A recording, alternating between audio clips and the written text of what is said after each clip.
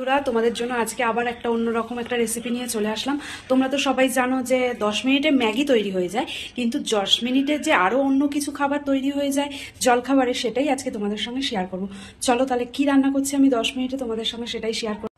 এই দেখো, এইখানে এই যে টমেটো, ক্যাপসিকাম, আর এই যে কুচি কুচি করে পেঁয়াজ, এই যে কাঁচা লঙ্কা কেটে নিয়েছি, আর এখানে আছে এই যে আলু ভাজার আলু, আর এখানে আছে এই যে 2 টুকরো পনির।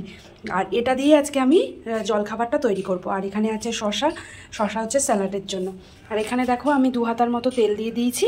আর এরপরে এতে আমি একটা এই যে গোটা শুকনো লঙ্কা আর একটু কালো জিরে ফোড়ন দেবো। এই দেখো, এই যে তোমাদের বলেছিলাম একটা শুকনো লঙ্কাটা যেটা দেখালাম ওটা, আর একটু কালো জিরে। এই দেখো তেল গরম হয়ে গেছে, আর সামান্য অল্প পরিমাণে তেল দিয়েছি, তেল গরম হয়ে গেছে। এইবার এতে আমি এক এক করে এই যে কুচো যে করা পেঁয়াজটা রয়েছে এই পেঁয়াজটা দিয়ে দেবো। তোমাদের সাথে কথা বলতে বলতে তেলটা একটু বেশি গরম হয়ে গেছে। এক এক করে কুচো পেঁয়াজগুলো দিয়ে দেবো। কুচো পেঁয়াজটা দিয়ে দেওয়ার পর তারপরে একটু সামান্য পরিমাণে নুন দেবে। তোমাদের আমি দেখিয়ে দিচ্ছি। কুচো পেঁয়াজটা দিয়ে দেওয়ার পর এই যে একটুখানি হালকা করে একটু নুন দিয়ে দেবে। নুন দিয়ে ভালো করে নাড়িয়ে নেবে। নুনটা দিয়ে এবার এই দেখো ভালো করে এই যে পেঁয়াজগুলোকে একটু ভেজে দেবে। আমি কুচি কুচি করেই কেটেছি। হালকা একটু এই যে দেখো হালকা একটু ক্রিমি ক্রিমি ভাব আসলে পেঁয়াজের, এরপরে এই যে এখানে যে কেটে রেখেছিলাম আলুগুলো, এই আলুগুলো দিয়ে দেবে এক এক করে। খুব সহজে আর খুব তাড়াতাড়ি এই রান্নাটা তোমরা করে নিতে পারবে। ম্যাগি খাওয়াচ্ছি আমি মনে করি এরকমভাবে বাড়িতে করে নেবে, খুব তাড়াতাড়ি হয়ে যাবে। আর সবসময় এই আলু ভাজা এইসবও ভাল লাগে না।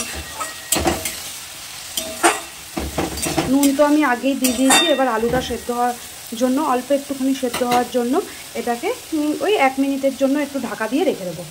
এই দেখো 1 মিনিট হয়ে গেছে। এই যে তোমাদের এই যে আলুটাও একদম ঝিরিঝিরি করেই আমি কেটেছিলাম। এইবার এতে এই যে কেটে রাখা এই যে টমেটো আর ক্যাপসিকাম আর কাঁচা লঙ্কাটা দিয়ে দেবো।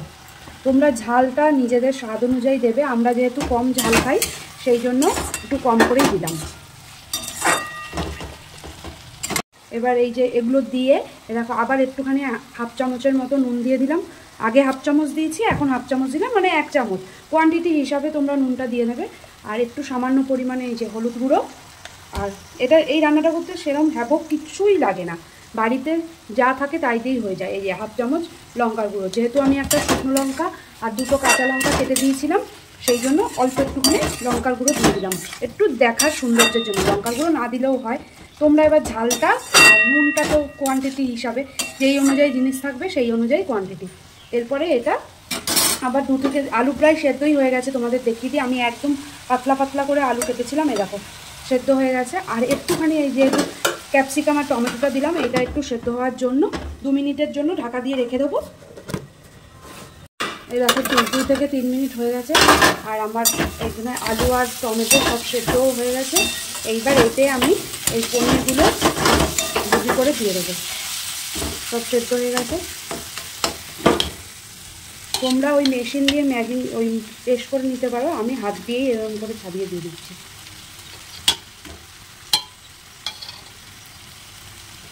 যাদের বাড়িতে ওই কুড়ুনির মেশিনগুলো আছে ওগুলো দিয়েও করে নিতে পারো, আমার কাছেও আছে।